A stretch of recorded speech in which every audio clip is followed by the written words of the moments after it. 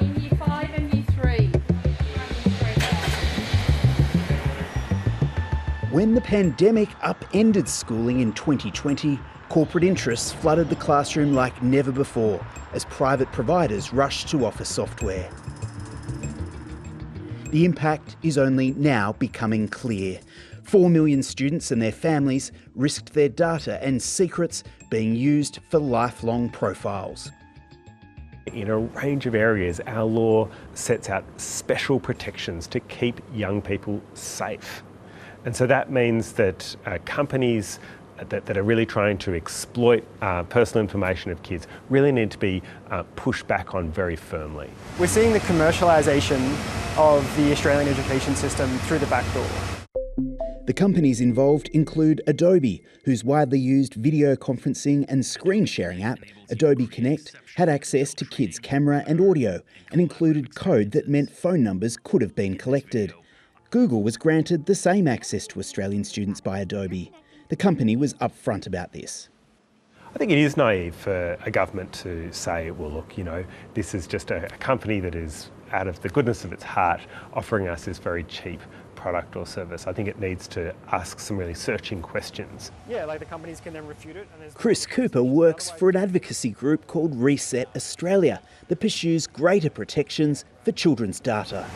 The collection, use and monetisation of children's data poses a wide risk of a wide range of harms for children.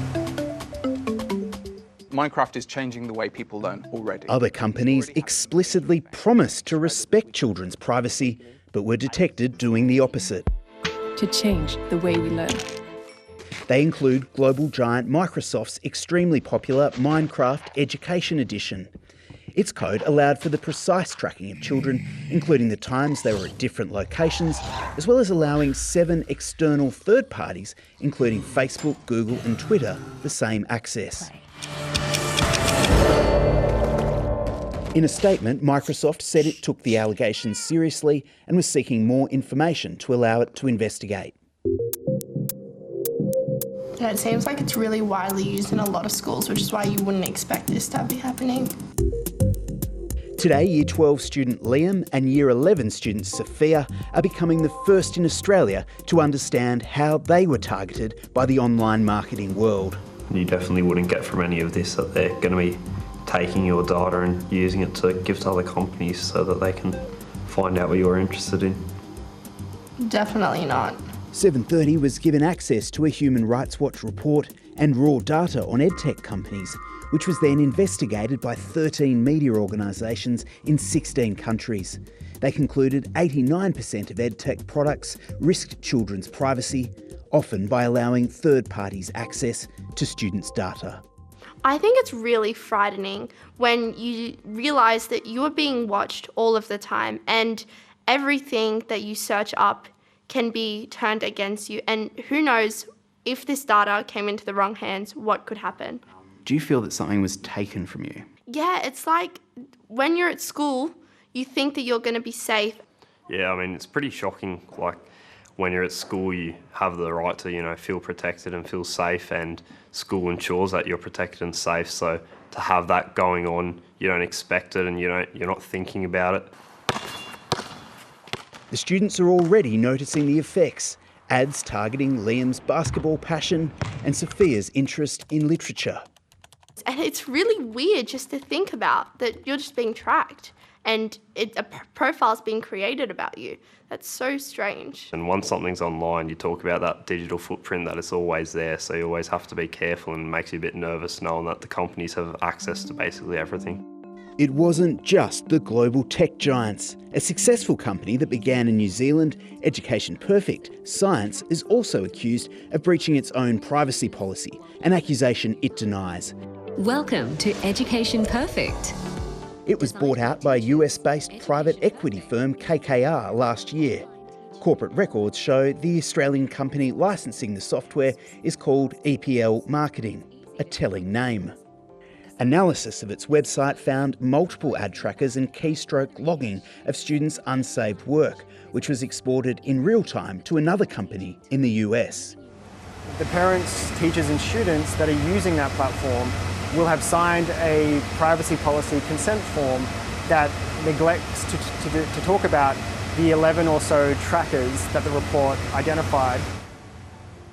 In a statement, Education Perfect said it protected students from ad trackers once they logged in. We do not capture student data and only track anonymous behavioural user data. It's a pretty amazing room. Yeah, tell us about, what's going on here. So data is such a hard thing to visualise, and so if you can immerse yourself in the space, you can look at how different data points connect with each other. 7:30 also arranged to show the data to Professor Edward Santo, a former Human Rights Commissioner and data expert at the UTS Data Arena.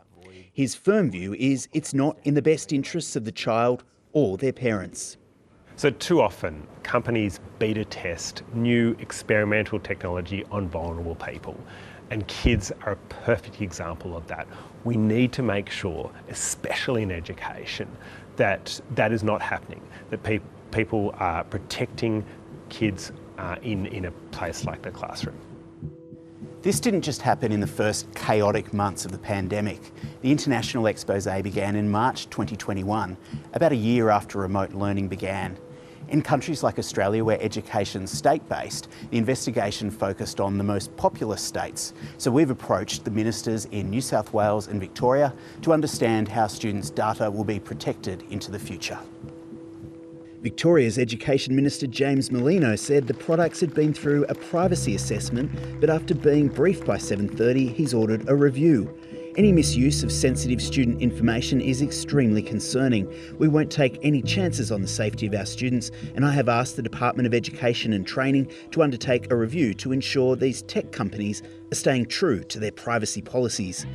The New South Wales Education Department said the findings were concerning, and it's also reviewing the company's actions. Even with students back at school, EdTech companies are keen to secure a future here, but students are demanding oversight. It's pretty nerve-wracking knowing that sometimes you're just going to be speaking about something and that it's then being advertised to you later. It's really weird to think even 20 years in the future, what could people know about us? Like, what information about us is a secret? What information about us is just ours anymore?